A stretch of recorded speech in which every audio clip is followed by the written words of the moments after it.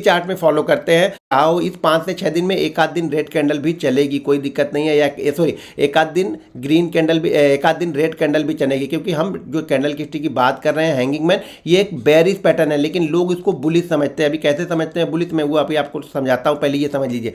देखिए 5 मिनट के चार्ट पे फॉलो कर रहे हैं तो कम से कम 11 से 13 कैंडल का मूव यहाँ पे होना चाहिए, ठीक है। अगर इसको 15 मिनट के चार्ट पे फॉलो कर रहे हैं तो कम से कम 7 से 9 कैंडल का मूव होना चाहिए। अगर इसको डेली चार्ट पे आप देख रहे हैं, यानी एक दिन की एक कैंडल देख रहे हो, तो कम से कम 5 से 6 दिन का मूव होना चाहिए। अब इसका मतलब ये नहीं कि इसमें निगेटिव कैंडल नहीं होगी या इसमें रेड कैंडल नहीं होगी, इसमें रेड कैंडल भी होंगी, लेकिन ट्रेंड आपको समझना है कि ट्रेंड कंटिन्यू ऊपर की साइड में होगा। अब मान लीजिए यही चीज़ हम बैंक निफ्टी और स्टॉक्स में फॉलो कर रहे हैं, तो उसके लिए क्या करें, अगर हम यही बैंक निफ्टी में फॉलो कर रहे हैं तो कम से कम आपके पास 200 पॉइंट का मूव होना चाहिए, यानी 200 पॉइंट का एक अप ट्रेंड के बाद ही हम इस कैंडल को फॉलो कर रहे हैं। ध्यान रखिए, अगर 200 पॉइंट का हमें अप मूव नहीं मिला, अब ये मान के चल सकते हैं कि 170 से 200 पॉइंट, ये मान के चलिए मिनिमम 170 से मिनिमम तो आपको जाना ही नहीं है, फिर आपको मिलेगा क्या, ये चीज़ समझिए आप। तो 170 से कम में तो हमें जाना ही नहीं है यहाँ पे। 170 पॉइंट से, जब 170 पॉइंट से लेकर के 200 पॉइंट के बीच का मूव मिलेगा, इससे ऊपर का मूव मिलेगा, तभी हम इस कैंडल को फॉलो करेंगे, वरना ये कैंडल हमारे काम की नहीं है। अगर आप इसी चीज़ को निफ्टी में फॉलो कर रहे हैं, ठीक है, निफ्टी में फॉलो कर रहे हैं तो कम से कम 70 से 90 पॉइंट का मूव आपको मिलना चाहिए निफ्टी में, तभी हम इस कैंडल को फॉलो करेंगे, वरना हम फॉलो नहीं करेंगे। अगर आप किसी स्टॉक्स में इसको देख रहे हैं, स्टॉक्स में देख रहे हैं, तो कम से कम 1.5% का मूव चाहिए। ध्यान रखिएगा, 1% का मूव नहीं, 1.5% का मूव चाहिए, यानी 1.5% से ज़्यादा स्टॉक्स ऊपर की तरफ निकला होगा और वहाँ पे ये हैंगिंग मैन बनेगी, तभी हम इसको फॉलो करेंगे। अब देखिए हैंगिंग मैन दिखती कैसी है, हैंगिंग मैन इस तरीके की कैंडल दिखती है। ये आपको अभी ज़्यादातर लोग इसको क्या बोलते हैं, हैमर बोलते हैं। ये हैमर कैंडल नहीं है, ये हैंगिंग मैन कैंडल है। कैंडल देखो, ये कैंडल अगर सिंपल कैंडल आप देख रहे हैं, इस तरह की कैंडल देख रहे हैं, इसको आप हैमर भी बोल सकते हैं और हैंगिंग मैन भी बोल सकते हैं, लेकिन ये कहाँ पे बन रही है ना, वो इंपॉर्टेंट है। ये बनने की वजह से अपने नाम को चेंज कर देती है। अब ये हैंगिंग मैन कब होती है, अभी हैमर कैंडल का जब नंबर आएगा तो सारी चीज़ें वहाँ पर भी बताऊंगा। हैमर के बारे में बहुत अच्छा वर्क करती है हैमर और हैंगिंग मैन को, तो हैंगिंग मैन को समझिए। हैंगिंग मैन तब बनती है या तब हम इसको हैंगिंग मैन फॉलो करते हैं या तब हम इसको हैंगिंग मैन मानते हैं, जब ये कैंडल ये चार्ट में ऊपर की साइड में, यानी मार्केट मान लीजिए ये ट्रेंड मान लेते हैं हम, ये बैंक निफ्टी है और बैंक निफ्टी, अभी मैं इसको रियल एग्जांपल चार्ट पे दिखाऊंगा तो वहां पे समझ में आएगा। पहले इस तरह की चीज़ों को आप समझ लीजिए। दोस्तों, अगर आप भी हमारा लर्निंग ग्रुप ज्वाइन करना चाहते हैं तो वीडियो के डिस्क्रिप्शन में लिंक है, उस लिंक के जरिए जाके आप Zerodha, angel broking, up stocks, alliance blue, fire, ICICI direct में किसी एक के साथ डीमेट अकाउंट ओपन करके आप हमारे लर्निंग ग्रुप से जुड़ सकते हैं, जिसमें मैं बैंक निफ्टी और स्टॉक्स के कुछ इंपॉर्टेंट लेवल चार्ट पोस्ट करते रहता हूँ आप लोग को सीखने के लिए।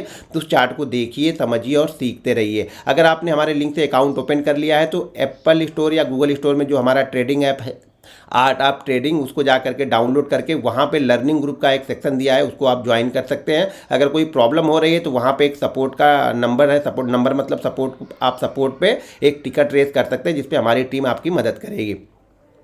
तो ये मान लेते हैं ये बैंक निफ्टी बहुत अच्छा मूव करते हुए यहाँ पे चला गया और ये 170 से लेकर के 200 पॉइंट के बीच का मूव मान लीजिए हो चुका है, और यहाँ पे जाके हैंगिंग मैन बनती है, यहाँ पे जाके ये कैंडल बनती है, तो इस कैंडल को हम हैंगिंग मैन कैंडल बोलेंगे। यही सेम चीज़ अगर यहाँ पे बनी हुई है तब हम इसको हैमर बोलते हैं। जब हैमर की जब वीडियो बनाऊंगा तो वहाँ पर उसकी डिटेल बताऊँगा। लेकिन अगर ये टॉप पे बन रही है, ध्यान रखिए, अगर ये एक अच्छे मूव के बाद टॉप पे बन रही है तो इसको हम हैंगिंग मैन बोलते हैं। बहुत सारे लोग इसको इन्वर्टेड हैमर बोलते हैं, बहुत सारे लोग इसको हैमर ही बोल के यहाँ पे कंटिन्यू ट्रेड करेंगे कि अरे यार और भी ऊपर की तरफ जाएगा।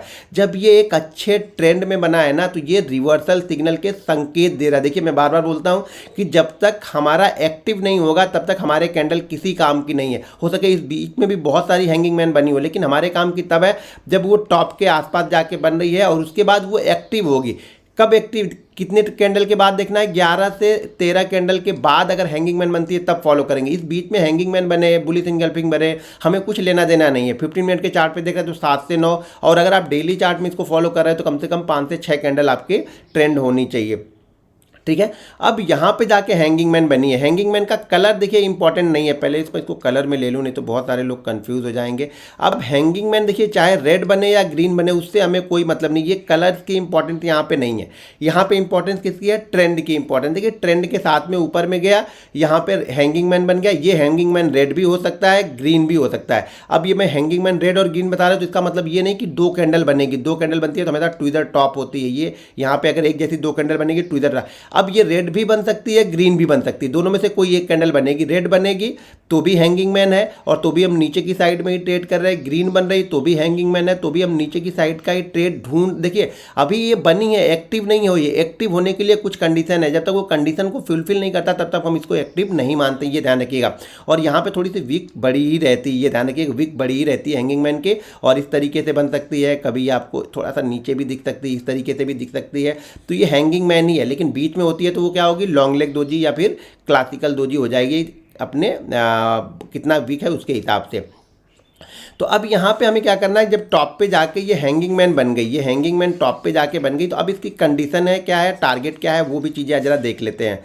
अब यहाँ पे देखिए, फिर मैं आपको चार्ट पे दिखाता हूँ तो समझ में आएगा। अब यहाँ पे ये हैंगिंग मैन बन चुकी है। हैंगिंग मैन एक्टिव कब होती है, ये ध्यान रखिए, हैंगिंग मैन एक्टिव तभी हो जाती है जब ये अपनी कैंडल के नीचे ट्रेड करने लगती है। यानी ये हैंगिंग मैन है, ये हैंगिंग मैन अपनी ही कैंडल के नीचे अगर ट्रेड करने लगेगी तो ये हैंगिंग मैन एक्टिव हो जाएगी। यहाँ से मान लीजिए कैंडल बनी और इसके नीचे मान लीजिए अब यहाँ पे रेड कैंडल बन के ये नीचे आ रहा, तो यहाँ से अगर ये नीचे आ गई तो ये एक्टिव हो गई।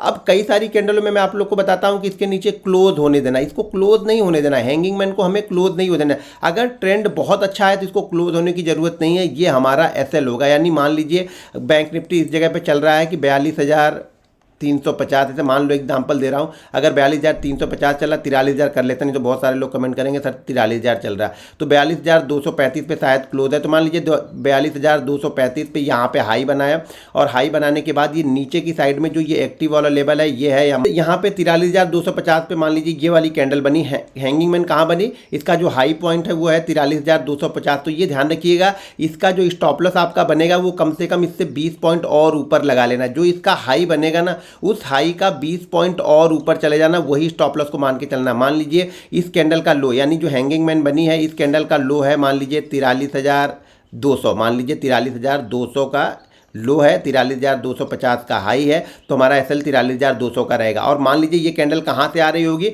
कम से कम 170 से 200 पॉइंट का मूव ये गेन हो चुका होगा। तो मान लीजिए अगर ये कैंडल आ रही है शायद 43,000 से, मान लीजिए चलती हुई चली आ रही है, ठीक है, 43,000 से चलती हुई चली आ रही है, 43,250 के पास गई, और यहाँ पे 43,250 का इस कैंडल ने, किस कैंडल ने, हैंगिंग मैन ने लो लगाया है, तो ये हमारा एंट्री पॉइंट होगा। यानी इस कैंडल का जो लो है वही हमारा एंट्री पॉइंट है,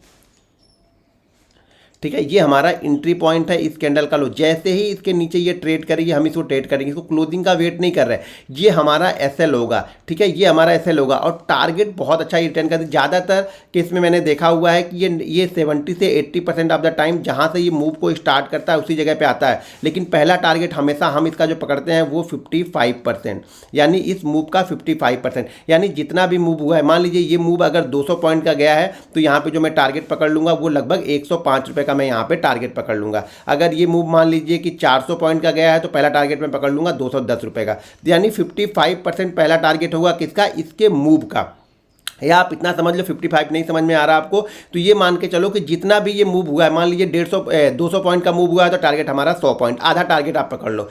अगर ये मूव मान लीजिए 250 पॉइंट का हुआ है तो हमारा टारगेट, पहला टारगेट क्या होगा, 125 पॉइंट। अगर ये मूव 175 पॉइंट का हुआ है तो 175 नहीं, 275 पॉइंट का हुआ है तो पहला टारगेट आप ये मान के यहाँ पे चलो कि आपका जो होगा 135 से 136 पॉइंट का आपका यहाँ पे टारगेट हो जाएगा। पहला टारगेट 55 रहता है और दूसरा टारगेट फुल ये जहाँ से स्टार्ट होता है, यानी 100% सेकेंड टारगेट यहाँ पे रहेगा। दो टारगेट हम यहाँ पे लेके चलते हैं। पहला टारगेट यहाँ पे जो रहेगा वो 55% का रहेगा और सेकेंड टारगेट जो यहाँ पे रहेगा वो यहाँ पे